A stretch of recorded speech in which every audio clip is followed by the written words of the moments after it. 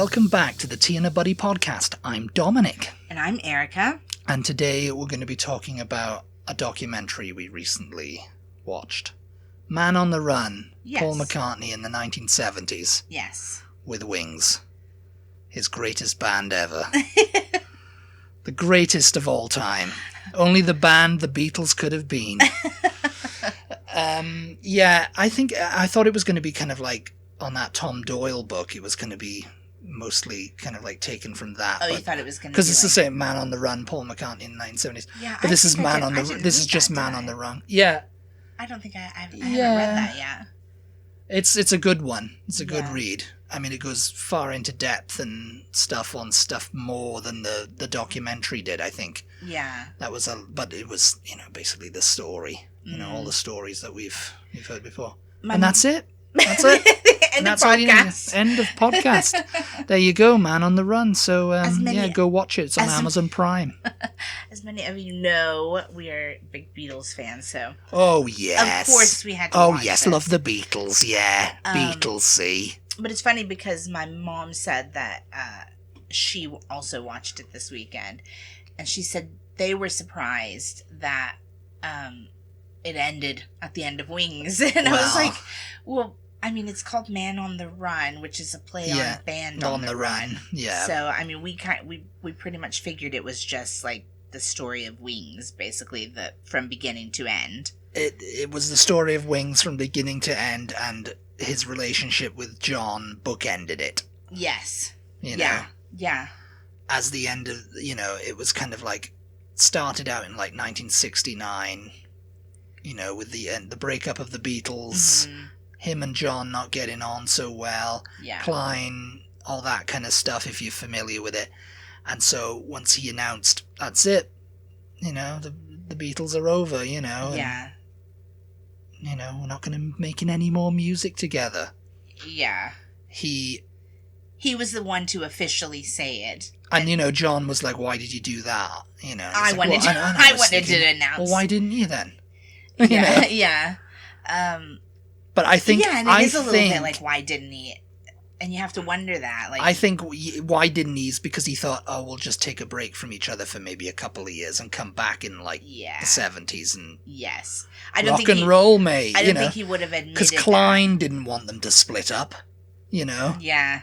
Nobody wanted them to. Nobody wanted them to split up, they were, the money makers didn't. Yeah. It was like, no, we got to make a few more albums and tour and all that. Well, even if you've watched the Let It Be... Paul didn't want them to split up. No. But him probably most of all. Most of all was like, this is my job.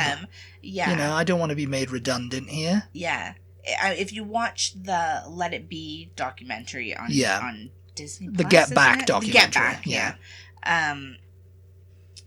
You can see that, who was it? Who did the Let It Be?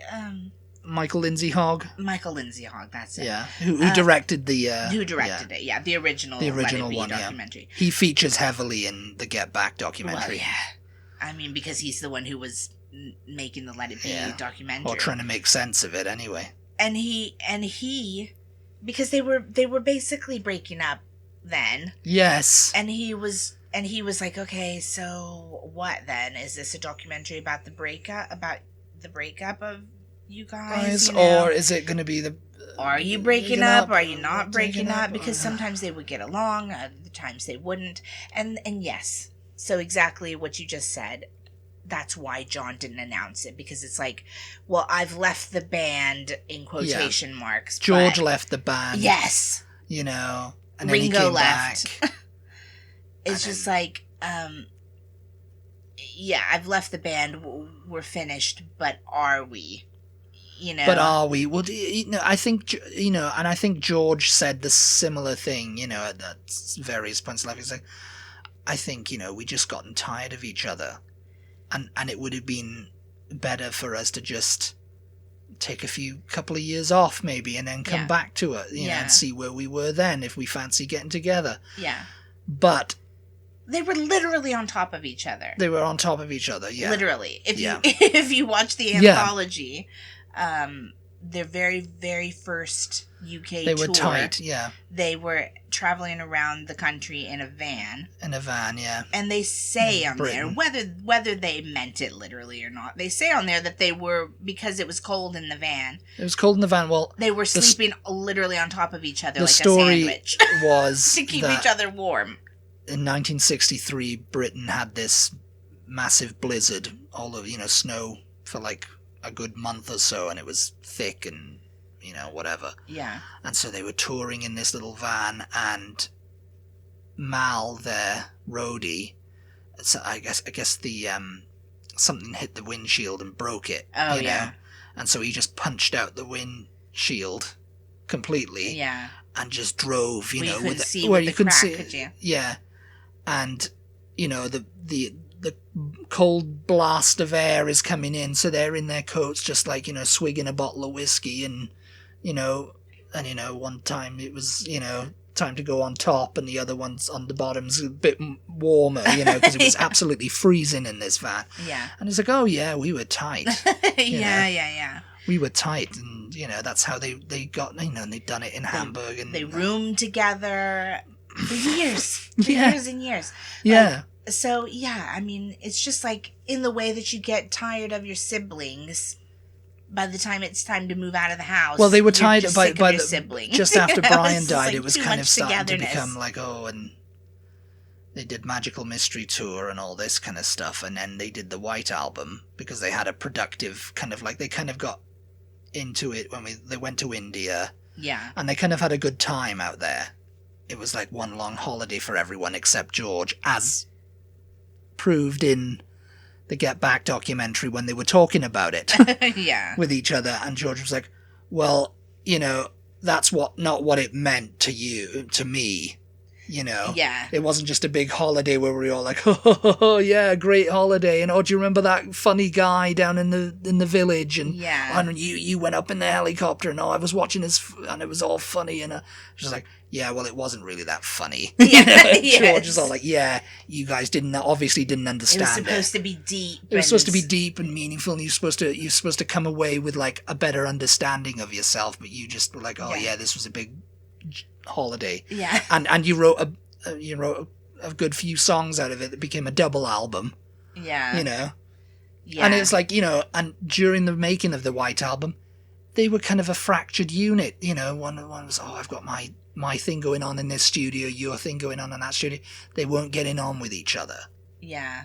And then I don't know if they weren't getting along really that much. They were just kind of, they each had their own songs, and they just weren't really working they were gonna together. They were going to do that. Yeah.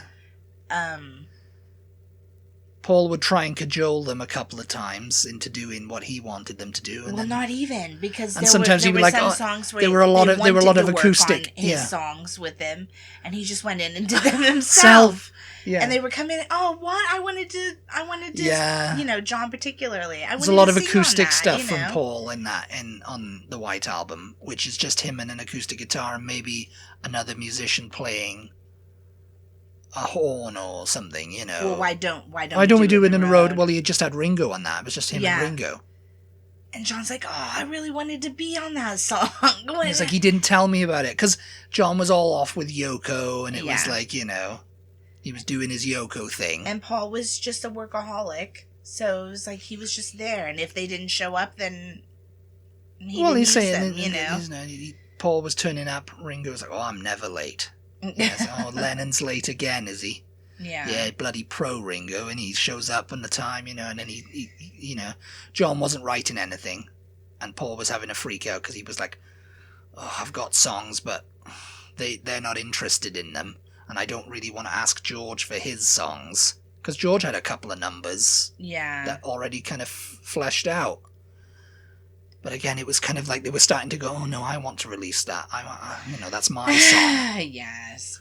So, when he did McCartney, it was very much like it had to be just him on his own. Yeah. That was to get him out of his depression that the Beatles were over as well. Yeah. So then it was like, just go in that room and record an album. And don't come out. So they split up. Until you do. And he was hugely depressed and retreated with Linda up to Scotland. Up to the farm that he owned on the Mull of Kintyre in Campbelltown. Yeah, he used to own. He this. bought that with Jane Asher. I think. Jane Asher, and he took, and he was like, "Oh, this is great, and he took Jane up there in 1967. She was like, "I hate it. I don't want anything to do with this. Yes. I hate this. Why did you buy this? What are you thinking? This is in the middle of nowhere. This is in the middle of nowhere." And he was like, "It's in the middle of nowhere. It's great. It's quite falling down." Like the thing with Paul was, when you look at it, he really was in the middle of nowhere there. Yeah. Whereas the other Beatles, when they got fame, they bought houses in the stockbroker belt because everybody goes, "Oh yeah, it's just outside of London. It's in the country. It's quiet. It's where all the rich people live. It's where all the rich people so live. No one will bother you. No one will bother you."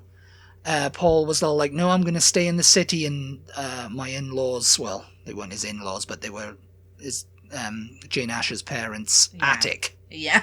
And he stayed there for most of the 60s, and then he bought a house in Cavendish Avenue. Yeah. Which was right next to, just down from Abbey Road. He was on the basically. scene, and he was a city dweller. Yeah. While the other Beatles were all like, "Oh yeah, I've just got to go home now." Gonna live in the suburbs. Live in the well, not even the suburbs. It was quite further out than that. Quiet, fans couldn't really get access. Yeah. Then Paul had the big idea to like, "Oh well, I'm just going to go even further than that. I'm going to go to Scotland and buy a place, and they're never going to find me." Yeah. Yeah. And hence, when he retreated there, it was the whole Paul is dead rumors come out. Yeah. Haven't seen him for a while. Like, he announced, yeah, the Beatles, I'm leaving the Beatles, we're splitting up. And then he just disappeared. And then he just disappeared, and everyone was like, "Okay, we haven't heard anything from him," Yeah, he's got this house in the city, but nobody's seen him, know? Not thinking about, he's probably up in Scotland, Yeah. And the people up there knew he was there. They were like, "Oh yeah, we see him coming the Beatles in town, stuff." Yeah. He comes in, he used to buy his bread and milk and back to the farm, But with by the his chickens. own admission, he just went up there and was drinking. He was just getting drunk because he was depressed, Yeah, that would have been like late 69, early 70, and that's when he recorded McCartney. Yeah. And so then he thought, okay, well, I've got some songs started, which he basically had most of them already going when the Beatles were still together. Well, he was going in under the name Billy Martin to mix and do them, so people wouldn't know it was him. Yeah. Because he was putting this album together on the sly. Yeah. Because they were kind of arguing over when Let It Be the album was going to come out, and they all John had the Plastic Ono band. They all had their John own thing going. John had a lot of Imagine already kind of going. Well, he'd done the Plastic Ono band. Yeah. Yeah, I think he released that in like early 70 or whatever. George had a bunch of his songs that ended up being on All Things Must Pass already like going. Yeah. So yeah, they were all doing their own stuff. So he thought, well, we've split up, I'm just here. Yeah. I might as well just work on these songs. And he did, and he put out his album. And everybody was like, "Oh, womp womp." Yeah, everybody was like, "Oh, it's very basic, very simple, and it's not lush production." It's not that bad. And you know what I thought was really nice of Sean? They had Sean Lennon on this Man on the Run documentary, which my mom was like, "Why didn't they have Julian? Why Sean?" And it's like, I don't know. I'm not there, Sean is the official spokesperson for the John Lennon estate. Now. Yeah. No, that's funny because Julian doesn't usually participate in this kind of stuff anyway. So. Yeah, Julian, I don't know if he has anything to do with the estate at all, because I remember there was something I think Julian said at one point. He goes, "Oh yeah, we've got a good relationship, Sean and I." And he comes to me sometimes and he says to me, "Oh man, there's stuff I really want to tell you, but I legally can't." Yeah. And I'm just like, "Oh, okay." And it's like stuff I really want to tell you about the estate and Yoko and stuff. Yeah, but I legally can't tell you because you're not part of the family, the Beatle family, I guess. You didn't, because, and everybody, that's a whole other bone of contention. Yeah. But yeah. But I thought it was really nice of him to say, "Oh, McCartney's a great little album," and he says, "And my dad had it." And when you look at it, it's been played. You might have been talking about you know. McCartney, the 1971 or the McCartney 2 album, even. No, it was the first one. Because he loved McCartney. No. It was the first one, trust me. Because he had McCartney, because he loved Coming Up from McCartney 2. He goes, I couldn't get that out of my head. Yeah. I thought, he's done a good one here. I've got to come back in to the fold. Get back in the game. Gotta get back in the game. John, you're talking John, about. yes. Yeah. And this was quite, his relationship with John and everything, because the two, they're forever interlinked, Lennon and McCartney. And I say McCartney because I prefer McCartney over McCartney 2. McCartney 2... It could have been McCartney 2, but... I mean, they're very good albums. And McCartney 3, again, this is stuff, it came out at a great time in lockdown, you could, I was playing all my own stuff and all that, this was Paul McCartney. Like when he was one of the producers or whatever, I don't know if it was Chris Thomas or someone was narrating, says, Paul pulled me in and said, have a listen to this. And I said, that's great. Who's playing on that? Who did you get on that? And he goes, no, this is all me. And I was like, Paul. And it's like, and George used to say that later on. He goes, yeah, a good portion of the lead guitar bits and stuff were Paul. Paul is a musical genius. I mean, I think that is undisputed, and anybody who says otherwise just doesn't know what they're talking about, to be honest. That being said, I think that his ego, because as George Harrison said, him and John's egos had run away with themselves. Yes, they've run away by the end of the Beatles, which was, part of the problem, really. That was part of the problem, yeah. That was too many people. Yeah. Which came out on Ram, which was his second solo effort. Yeah. So he put out McCartney, he put out Ram, and both of them were kind of like, The critics, I don't know that the critics were like, this is terrible, but they were just like, well, not great, is it? Ram kind of, I guess, flopped a bit, but there's people out there who are like, Ram was probably the best he ever did. Yeah, I don't mind. Yeah, it's got good songs in it, Man When We Was Lonely and, Heart of the Country, Too Many People, But I think that his ego needed the criticism. Do you know what I mean? Yeah. He needed to be taken down a peg or two. He needed somebody to go, well, it's not the Beatles, is it? Because he thought, I am the Beatles. I am the Beatles, yeah. And, as John says, Paul thought he was in Beatles. He never was, Yeah. He never was. Yes. And so the documentary covers him being a bit humbled and then thinking, all right, well, what do I do now? I guess I need a band, actually. Well, actually, I should just get a band together. Yeah. And, Mm-hmm.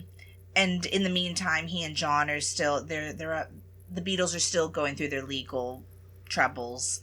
He and John are going back and forth in the press. Media. Yeah, they were kind of being pitted against writing open letters to each other and stuff and having published. Well, the funny thing is that there was this interview with Vanity Fair that was done in 2015 where Paul kind of like went, he was pretty candid in it. He's talking about things like, I never got on with Rolling Stone, really, because they were mouthpieces for John and Yoko. Yeah. And it was like every time Jan Wenner would come to talk to me, I knew I was going to get reported back to John what I'd said. Oh, yeah. Yeah, and he was like, so I was guarded with him and all that, And he said, Yoko... Yoko would, after John, she doesn't remember, that I met her first. Yeah. And she seems to have forgotten that. And it's all a bit, and this is in the Vanity Fair interview, it's not in the Man on the Run documentary, but they've just released this because he was pretty candid in his speech about, Yoko doesn't remember that I met her first and all that. She seems to forget that bit. Yeah. And I remember it. And, I don't know why. Because it's why you would have forgotten. And then he went on as something like, David Bowie too seems to forget that he came round when he was David Jones. He came round to play me an acetate of his song. I can't remember. He did say the song. He goes, and then when I met him years later, couldn't remember doing it. And I'm like, You couldn't remember coming round to my house, me, Paul McCartney, to play me a song because you were looking for a record deal. Yeah. You know? It's like, come on now, David. Come on now. You know?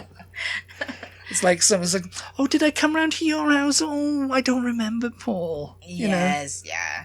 So they were having that feud, him and John. And then it extended into their music.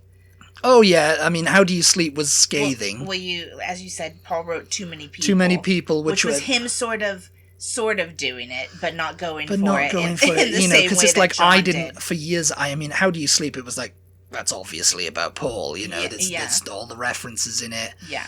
And I think in the documentary, Paul goes, oh, John told me that Klein came up with the only thing you did was yesterday. And I don't know if I believe that still. I mean... Was it John just trying to like ease the tension? Because, you know, John, by 1975... Or to be he was okay with Paul. Yeah, yes. He was fine with Paul. Thank God. Yeah, he was like, oh, I'm okay, I'm over all that because stuff now. Because as Paul said in the documentary, they were brothers.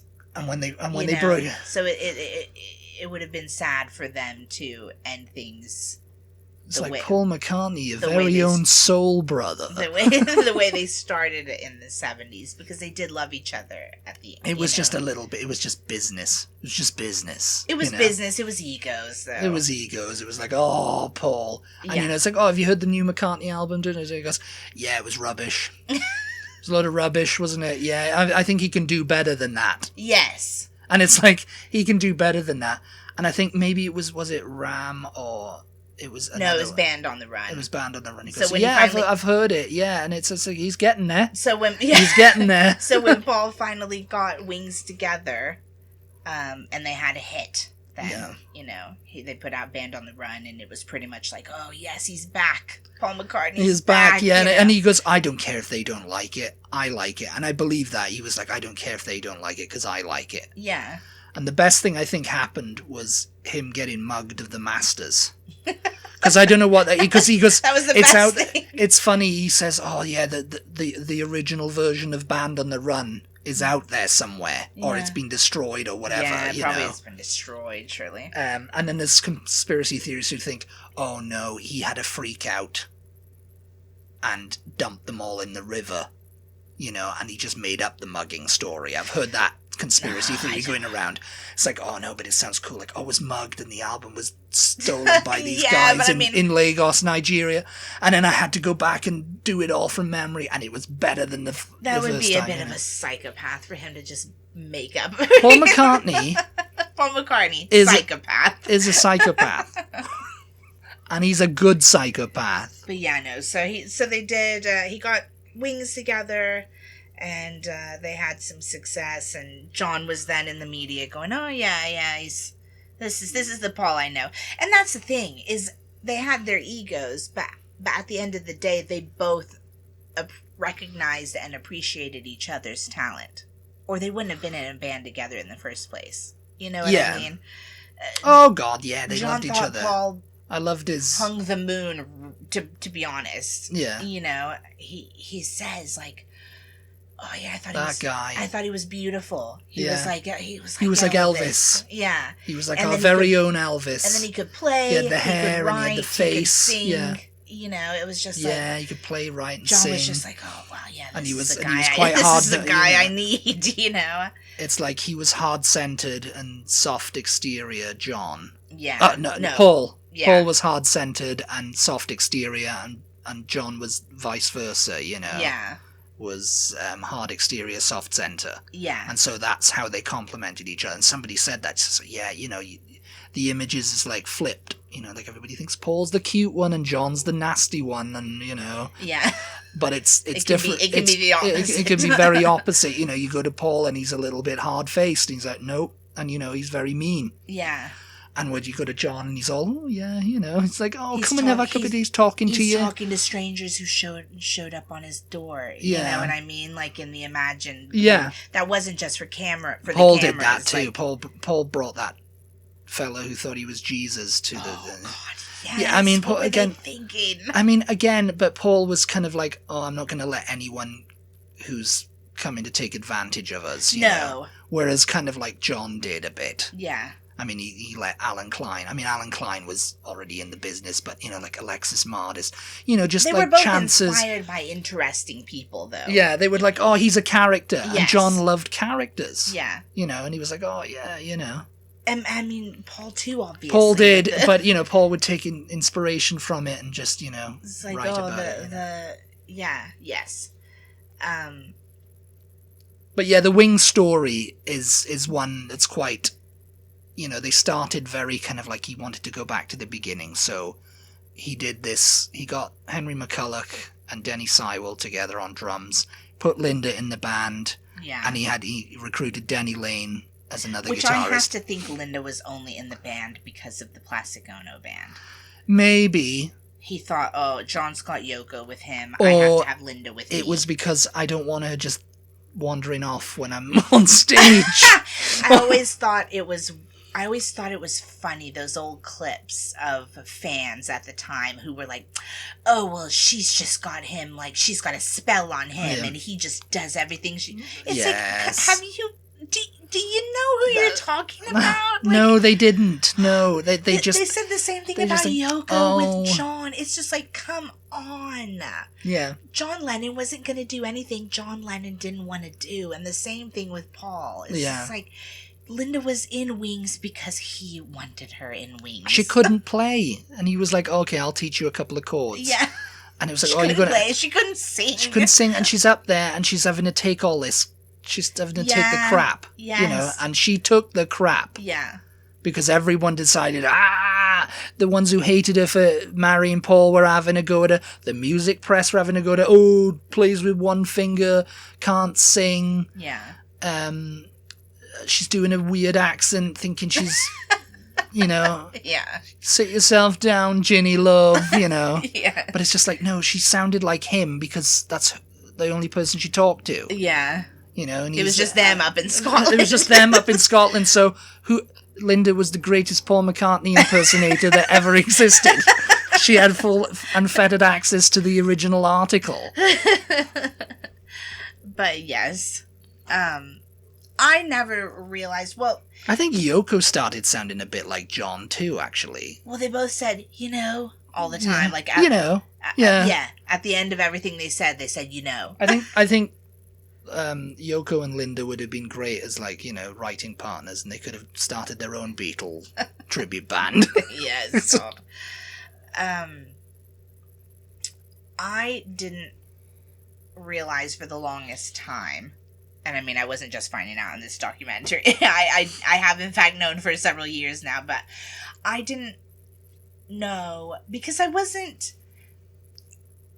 started off, as a Beatles fan, and then John was my Beatle. I mean, obviously, if you're a Beatles fan, you love all of them equally. Yeah, but secretly, you have one that is a little bit more. A little bit more. And so when I expanded then beyond the Beatles, his solo stuff was the first solo stuff I started listening to. Yeah. I didn't really listen to a lot of Paul's solo stuff. So I knew about Wings, obviously, all their hits and all of his hits in general, with and without He had a more commercial career in the 70s, because you look at John, apart from that, George had All Things Must Pass, and George had put out My Sweet Lord and all that stuff, and All Things Must Pass, and he just kind of like put out albums throughout the 70s, but they were just kind of like George Harrison albums. They sounded like George Harrison, you know, and it was for his fans. And, sort of same with Ringo, really. Same with Ringo, Ringo did the same thing. But they weren't like, they were being buried by the big pop acts and everything like that. John, he felt like, I can't compete, with the big rock acts of the day. Yeah. Whereas, like, so, and he had that Lost Weekend, and he was producing Harry Nilsson, and him and Harry Nilsson, and Elton. He had that one hit in 1974 with Elton John, Whatever Gets You Through the Night. Whereas Paul is like, he'd done the, like, they started small with Wings, going through the British universities, unannounced tours and stuff. Then they did a tour of Europe in 1972. 72. 73 they got the Bond soundtrack with Live and Let Die. And then it was like they were kind of like going up, you know. He was trying to recreate the Beatles' career. Yeah. And he got out to like, oh, and we're going to do stadium shows by 1976. Hence the documentary, I think. Hence, yeah. You know. And so, but he was always kind of like, oh, yeah, Wings has got to be better than Zeppelin and Pink Floyd and everyone else who's going. Would you agree that as solo artists, John was a lot harder on himself than Paul? I think Paul had a lot more confidence in himself musically and writing-wise. Paul had the ego to carry it through. I mean, John had an ego, too. Yeah, but Paul had the hard-nosed, like, what do you mean you don't like it? But John was a lot more critical of his own work. Yeah. You know? He didn't like the sound of his voice singing and... Yeah, no, and you know, Yoko even admitted it, saying, oh, he'd wake up sometimes and say, why aren't they covering my songs? Rather than they're all covering Paul's songs. Even in the Beatles, he wanted to re-record everything all the time, you know? Yeah. It was like he just wasn't happy with it. And you know, he was just like, oh, it could sound better all the time. Yeah. It could sound better. Whereas I think Paul, when they were in the Beatles together, benefited from that a little bit because his confidence sometimes, even now with things, it's very much like he has an idea. What it is. He has an idea. He executes that idea, and then it's out there. And it's like, it's the bloody Beatles' White Album, shut up. Yeah, and it is like, a little bit like, oh, it's none of my business once it's been recorded. Once it's out there, no, it's like, oh, I don't, you know. I'm not gonna, like, think about it and... Well, it's the same with Now and Then. He wanted to, like, oh, I want to go and record that. But that's kept him moving, though, hasn't it? It's kept him going forward all the time. Whereas I think it did kind of hold John back a lot of the time because he was constantly, like, oh, you know, just...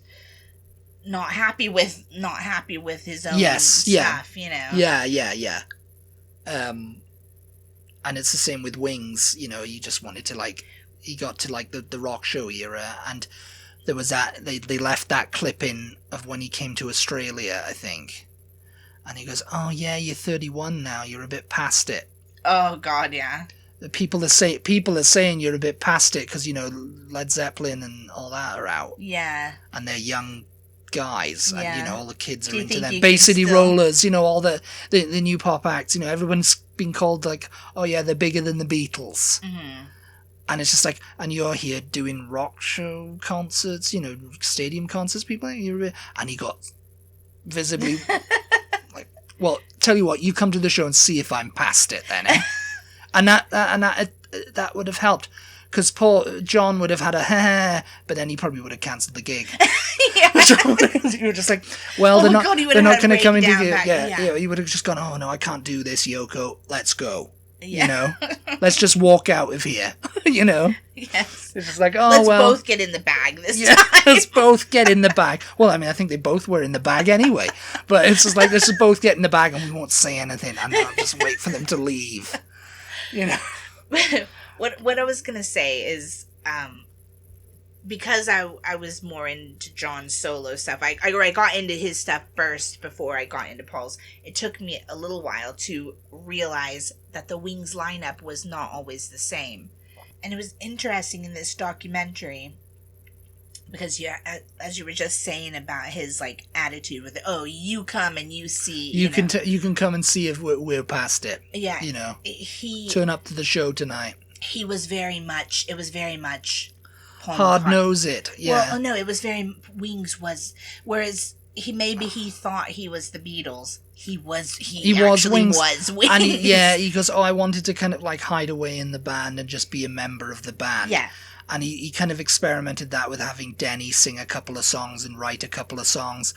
He even had Joe English, part of their definitive lineup, sing a song. Well, the first couple of guys that he'd written, they said they essentially left because we thought we were going to be like a band, but really it was just like Paul McCartney and telling us what to do and his band. You know, whereas Paul thought I believe him that he genuinely wanted another Beatles where everybody's equal and everybody does, but it's like it was never going to be that way because he was a Beatle. He kind of like he goes, "Oh, I didn't know about the accounts and all that kind of stuff, and I didn't know what they were making and stuff." Because ultimately, what it was with Henry and Denny Sywell, they left before Band on the Run started because they were going to go to Lagos.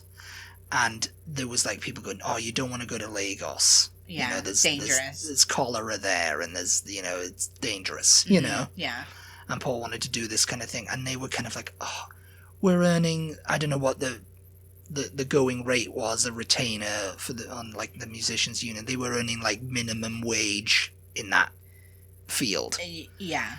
And they figured, oh, if I go on tour with this band, I can be earning 100, a good portion, like, a good $100 a night or whatever, and it's like more than what I'm earning here with Paul.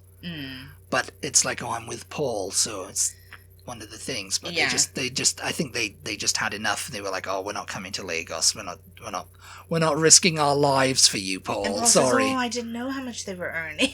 I didn't know how much they were earning. It was like, no, he knew how much they were earning, I think, because he was the boss. And so they changed out, and a couple other guys came in, and then after Denny a while... I think the only reason Denny didn't leave is because Paul had paid off most of his income tax.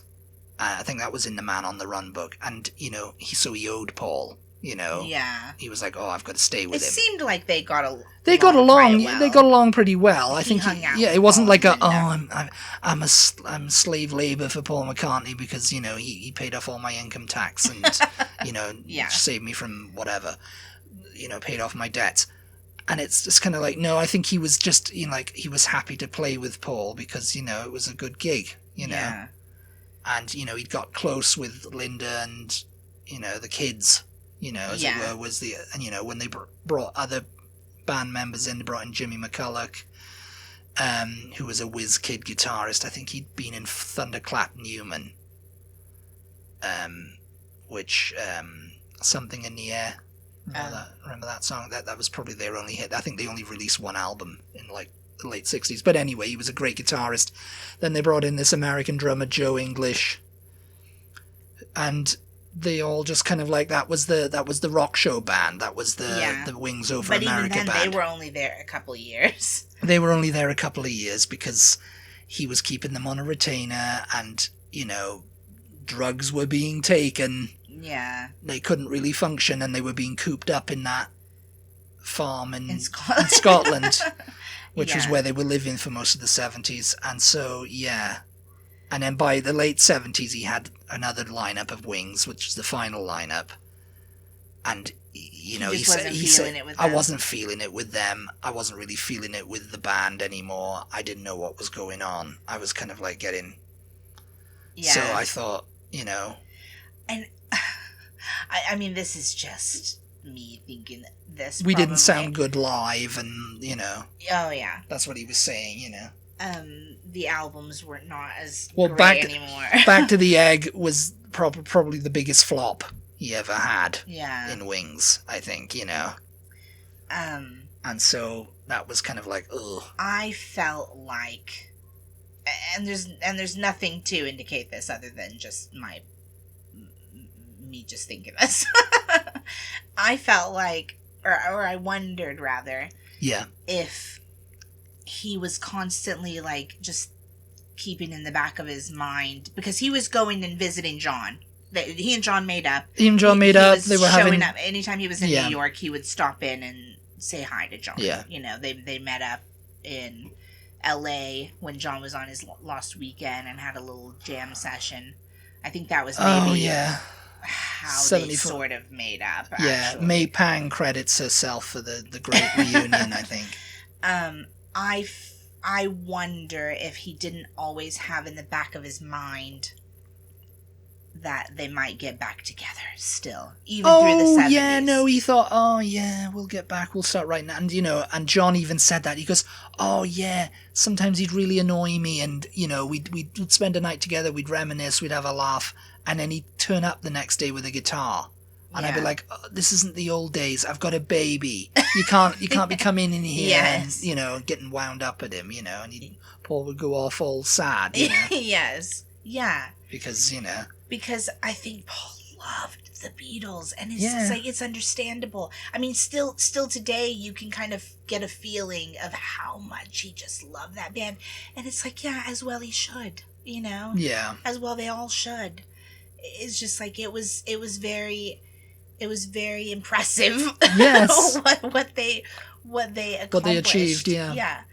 And so I think he just, he just always kind of had that in his mind. And I think I'm not wrong in feeling like this documentary was sort of implying that by ending the Wings era and the documentary with John's death, basically. Yeah, no, I mean, Paul was kind of coming to the end of Wings' life. I mean, what happened is they went to Japan, and he promptly got busted for having marijuana for having pot in. Even though they've been told not to. even though they've been told don't take it in because they're 7 years hard labor or whatever it's going to be. And in 1975, when they did the world tour, Japan was like, nah, they can't come here because he's got a conviction for marijuana from his 1972 conviction because he was growing it on his farm. Oh, yeah. And he got busted for that. Right. So now he can't come here for that. So, and he made the videos like, people of Japan, we can't come to see you, blah, blah, blah, but here's a little song and whatever. Yeah. So when they finally relaxed the rule and said, yeah, you can come with Wings, Jesus. He was like, oh, I'll just put a thing of pot and completely destroyed. And he was in jail for 10 days. Yeah. Paul was. Yeah. And it was a bit frantic, and then he got out. And then he was like, I don't know what's going on with Wings. I don't know if I want to do anything. I'm not going to tour anymore. Yeah. Not sure about this. John died. Yeah. And then in 1981, it was like, yeah, maybe not. I'll just go and write songs for Michael Jackson and, Yeah. And we'll do that, Oh, Wings is finished, Wings kind of came to its natural end, I can't do anything else with the Beatles, and if I can't do anything else with the Beatles, I'm not going to do anything else with Wings. I mean, nobody said that but me, but but I feel like it makes sense to me, and Sean Lennon, John's son, said when they were talking about Paul and Linda getting the news that John had been killed, that he didn't really think that, because Paul had said, oh, the Beatles have broken up, it's time to grow up, Yeah. Sean said that wasn't the time he had to grow up. It was when he got the news of my dad. Yeah. Then he knew he had to really grow up then. Yeah. And it's like you can see on his face in all the media surrounding him, Yeah. wanting to get his comment. And he's not making eye contact with any of them. I mean, I think it was Stella who said, "Oh yeah, I was there in the kitchen," and when they got the phone call, and it was like the biggest reaction I'd ever seen in my life from him, and it was heartbreaking. Yeah, and then he walked outside and was outside for a long time. Yeah, and then he just went to work. He went to the studio in London, and of course they caught him when he was coming out. Yes. That evening, I think, And he gives what seems, to somebody who doesn't know any better, a flippant response. Well, he's just like, it's a drag, isn't it? It's a drag in it. Okay, see you later, Cheers, yeah. Cheers, yeah.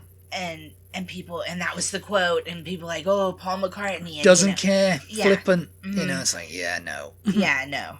That was him trying to survive in that moment, basically, You look at him. He cannot look at any of the people talking to him, and they're all holding the microphones in his face, and he's just thinking like, if there was any hope at all of the Beatles reconciling and getting back together and working together again, it's all gone now. Well, it's all gone now. I mean, not just that, but it's just like his friend is gone. Well, yes. I mean, his best friend. I mean, that's first of all, obviously. But the other must have been And it's just like there's no hope of anything now, you know, it's all done. If he had a freak out and a depression at them breaking up, because he loved that band so much, then this is the nail in the coffin, isn't it? You know, I mean, and on top of that, like the person probably that he loved most in the world, besides his wife, is now gone. Yeah. You know,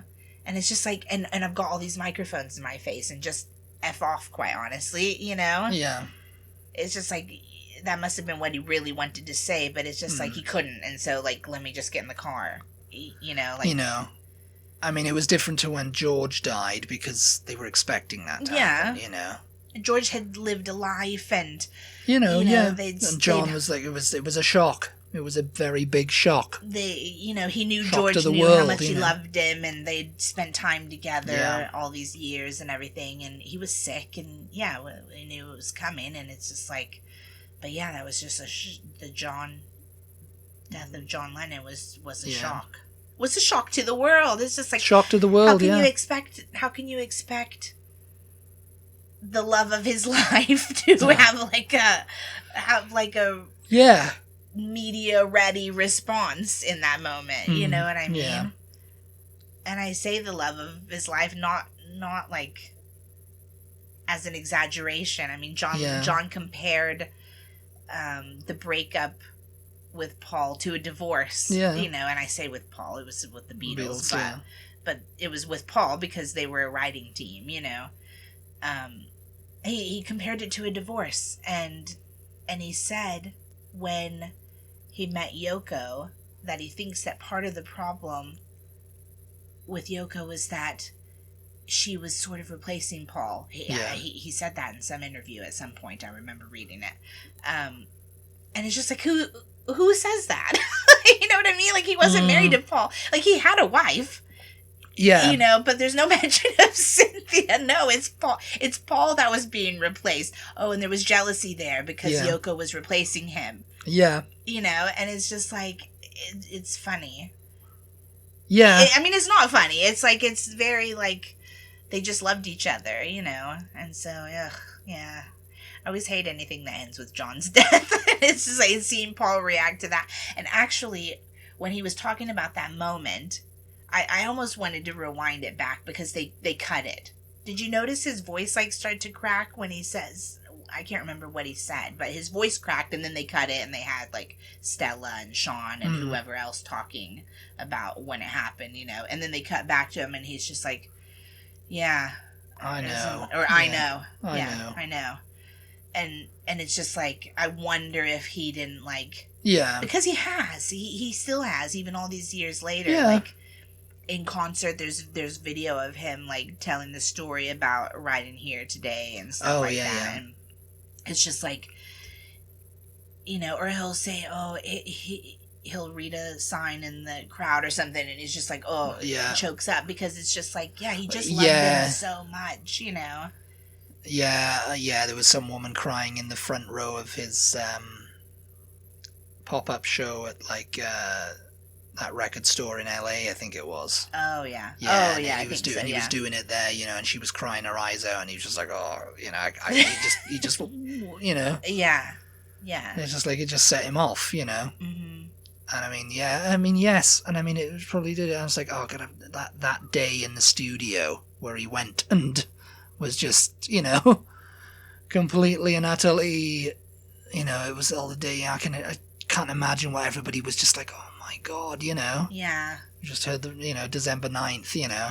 And there's that footage of he's doing the Desert Island Discs, and he picks Beautiful Boy as one of his songs. That was like 82 or 83 or something. You know, maybe even a little bit later 84, maybe, I don't know.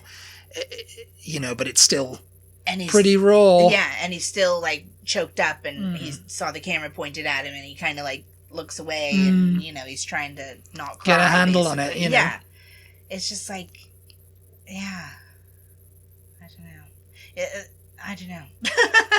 don't know.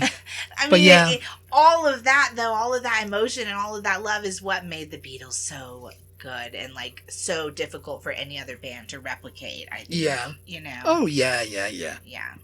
But anyway, we was could... the greatest story ever told. That's what it was. That's what I always say. It's like, this is the greatest story ever told. It is. And honestly, we could talk about it forever, and obviously we have almost done so here. So. Yeah, we're up to an hour now.